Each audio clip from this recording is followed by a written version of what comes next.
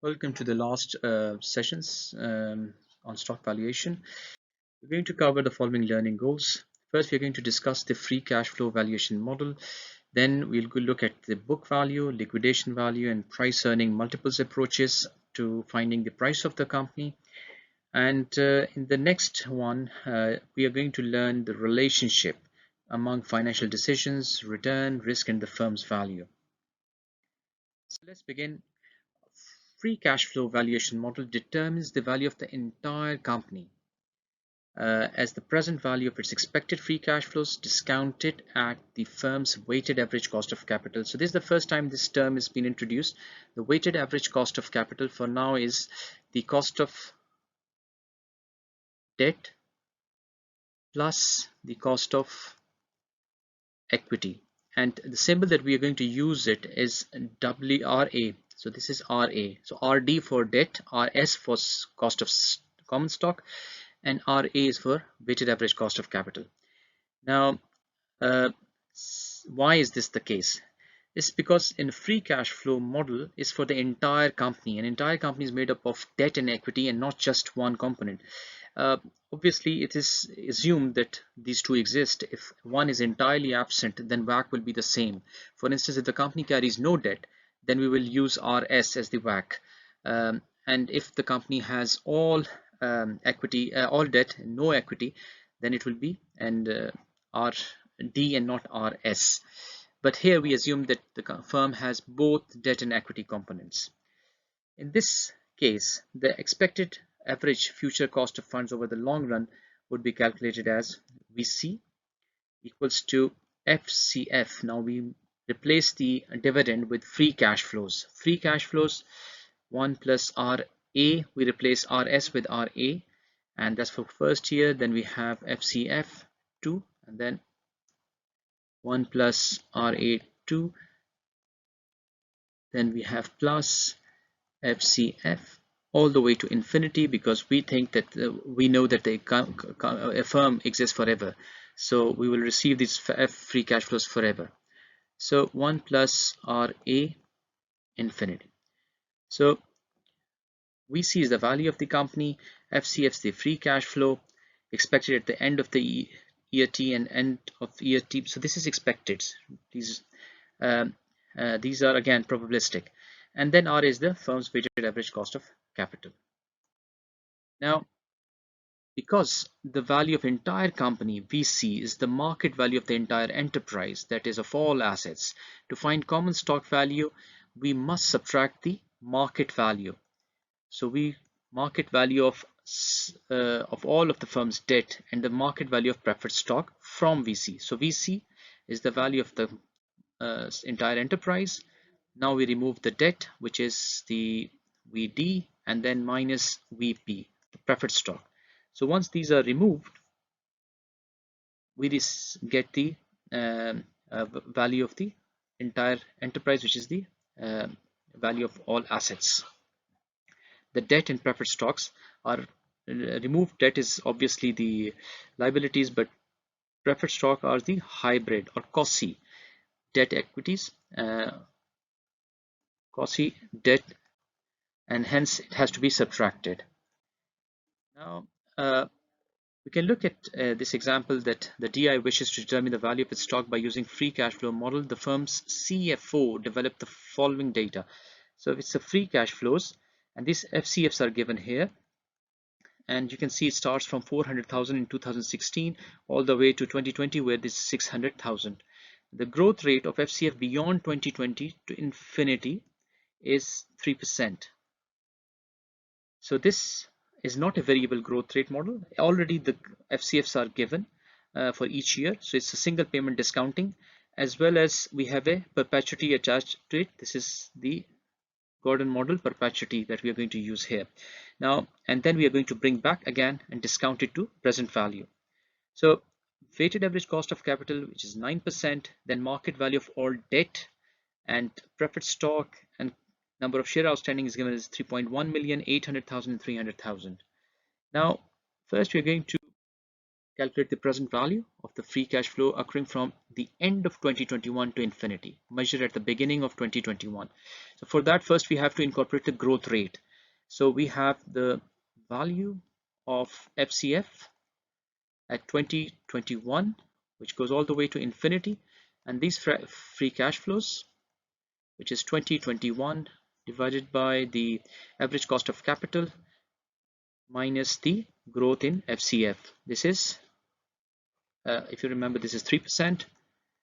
The RA is 9% per annum, and FC on 20 is 600,000. That comes out to be 600,000 multiplied by 1 plus 0.03 divided by 0.09 minus 0.03. So basically, if you look at it, we have actually incorporated the 3% into 600,000 and calculated it. This comes out to be $10.3 million. Now let's go to the step number 2, where we add the we calculate the total FCFs. The total FCF for 2020, that equals to, so we had $600,000 plus that what we have calculated from the last for infinity, that is $10.3 million. That comes out to be $10.9 million. Now this is for the infinity. However, we have to now calculate the present value of all these single amount cash flows, the FCFs, from 2016 to 2020, and determine the value of entire company. In this case, we have the 2016, 17, 18, 19, 20 is given. This table presents the FCFs.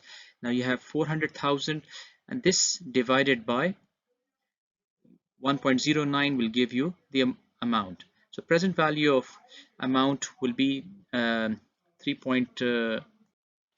I think this is not multiply, this is divide. So this will give, similarly you have to divide this, all the slash represents the division, and you'll get the single amount, dollar amount computed based on the T. So 2016 has been discounted only for 1. So this is 1. This is again, this amount is because it's 1.09 square. So as we go, it's 2, and this is 1.9%, 1.09% raised to power 3, 1.909% raised to power 4, and so this is raised to power 5. I'm circling it, although the same conversion we can see this T is applied here, also applied here and here, so on and so forth. And when divided, we get the resultant values. Now this, you remember from the last one, we calculate the terminal value 10.9 million. When it is divided by this value, we get 7 million. Added together, we have a VC value of 8.62 million.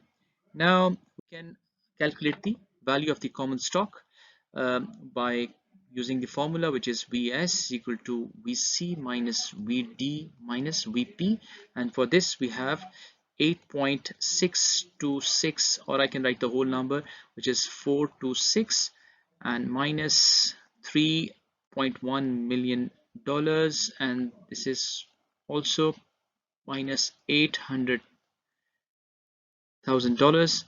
That comes out to be 4,726,426, and if we are divided by the shares outstanding, which is 300,000, that gives me a per share value of $15.76.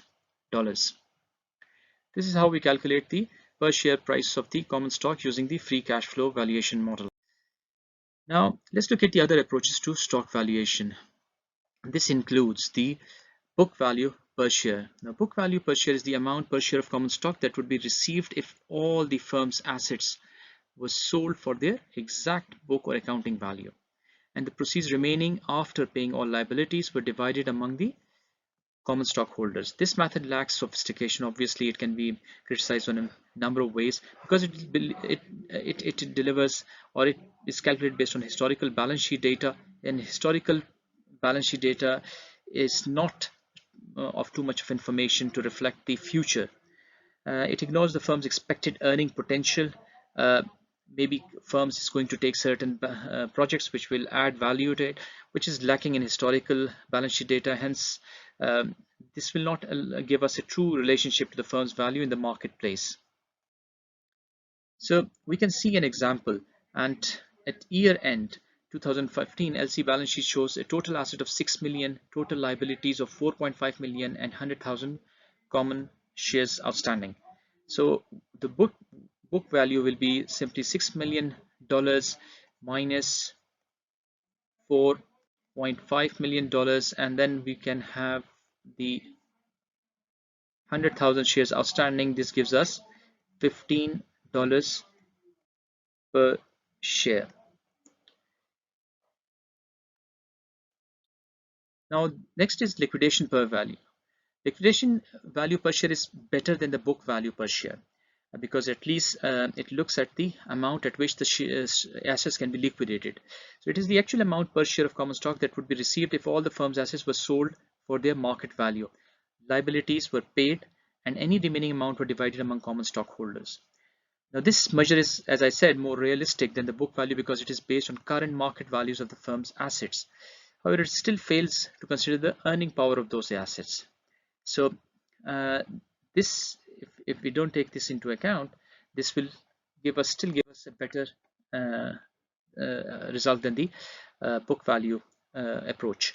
Now in this case, LC found upon investigation that it could obtain only 5.25 million of if it sold the assets today. So previously it was $6 million, and it can sell that. If it sell that, it will receive only $5.25 million. So we can use that in our calculation. $5.25 million minus $4.5 million, and you divide it by 100,000 shares. That gives us price of $7.50 dollars per share. And finally, we look at the price earning approach, multiple approach. In this is a practical and more popular approach than the others like book value or the liquidation per share approach. It is also used a lot. So it is used to estimate the firm's share value calculated by multiplying the firm's expected earnings per share by the average price per earning ratio for the industry. So it uses actually the industry multiple to calculate the price of the firm's assets. For instance, LC is expected to earn $2.6 per share next year, 2016, assuming an industry average of 7. The firm's per share value would be so it would be price equals to earning per share multiplied by the price to earning ratio, and we can see that it is $2.60 multiplied by the multiplied by 7, and this gives us the price of the stock as $18.20 per share. Now these are different approaches to calculate the stock valuation. Some are very handy and practical for going all the valuation. However, no amount of effort will replace the discounted cash flow model, which are core to the entire valuation models or entire valuation common stock value. We can also see that how this formula helps financial managers to make different decisions. So a financial manager can make decision on different variables. For instance, in the Gordon discount model, we have P0 equals to D1 over RS minus G. Now either in order to increase the price of the firm, which will give positive signal to the market, the firm can increase the dividend, and by keeping other things constant, the price will increase. However, the other situation could be that firm can reduce or narrow the gap between RS minus G. Now this can be done by either RS should be decreased or growth should be increased, and maybe simultaneously. However, we keep the constraint in its place that RS has to be greater than G, otherwise otherwise the equation would not make sense. So in this case, what will happen that RS is if RS is falling, this means that in the required return, the uh, the risk part has to go down. So the firm has to reduce its risk in order for the RS to fall, and in order for the growth to increase, the firm has to see the assets to be employed more productively and create more growth. So if these two can be done, the price will increase. And the opposite is that if price decrease, which means that the gap between RS minus G will increase, price falls. Now we can look at from the different perspective the same formula as we did it before. For instance, in this case we have the if the firm's sole objective is to increase the growth rate, then RS minus D1 over P naught can help. And also, if the firm wants to reduce the risk, then it should see the source of risk, and that is dividend over P naught plus the growth rate. And so these components provide separate insights into how the financial manager can change the growth rate in RS in order to achieve the desired objectives. Let's assume that LC announced a major technological breakthrough that would revolutionize its industry. Current and prospective stockholders expect that although the dividend next year, D1, will remain at $1.5, the expected rate of growth thereafter will increase from 7 to 9%. Now, in this case, we have P naught equals to $1.5 divided by 15% is generally, it's not given in here, but generally the cost of the required return from the stockholders, and the 9% is 0.09. That gives us the $1.5 divided by 6, and so we have the stock price 25 points per share. $25 per share can be changed, can be increased if this has to be reduced, and for this has to be reduced, we have to reduce the gap between this, or we can increase this. Since 1.5 is the same, the only thing, and 9% is already incorporated, the growth is already incorporated in it. Now we have to reduce the firm rate by reducing the risk, and this will be further reduced. You can check this by reducing the required return, and bring it to 14% and 13%. You can see the difference reduces the denominator, which will increase the price. Now let's look at the changes in risk. Any measure of required return consists of two components, risk-free rate and a risk premium.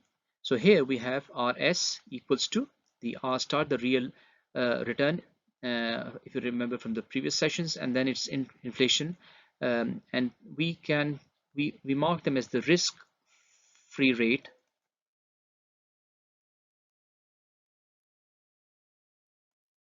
and plus the risk premium, which was written separately. Now this risk premium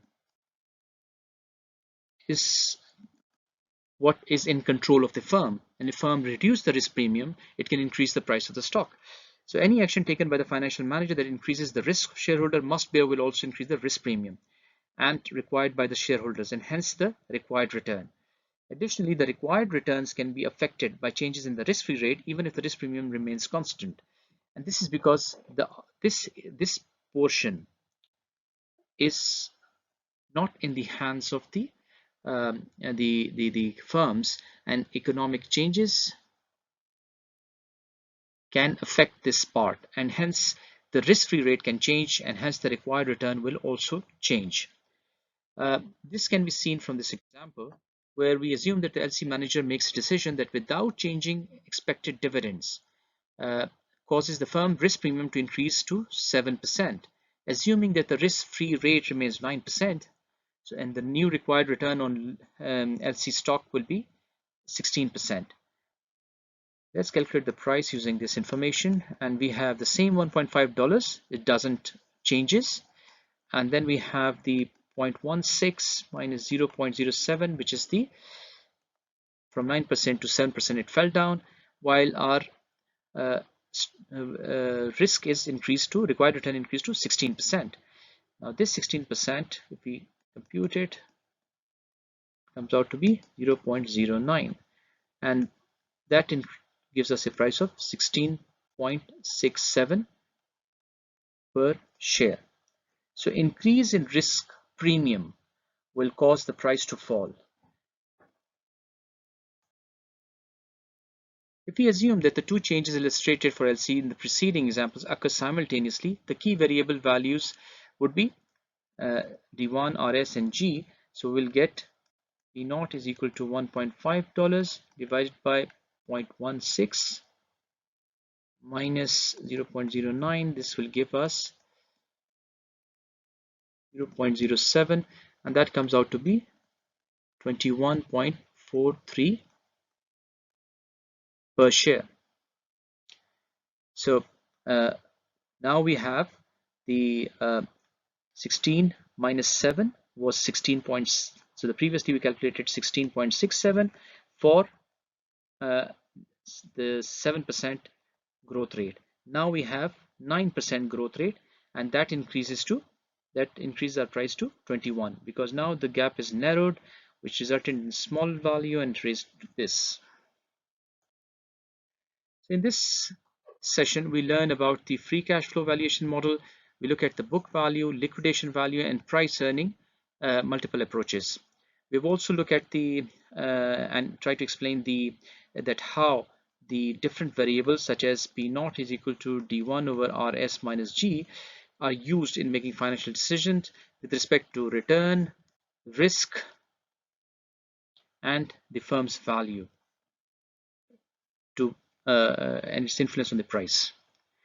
That's all for now, and this 4 sessions actually make up the entire chapter on valuation of common stocks. So thank you, and looking forward to the next one.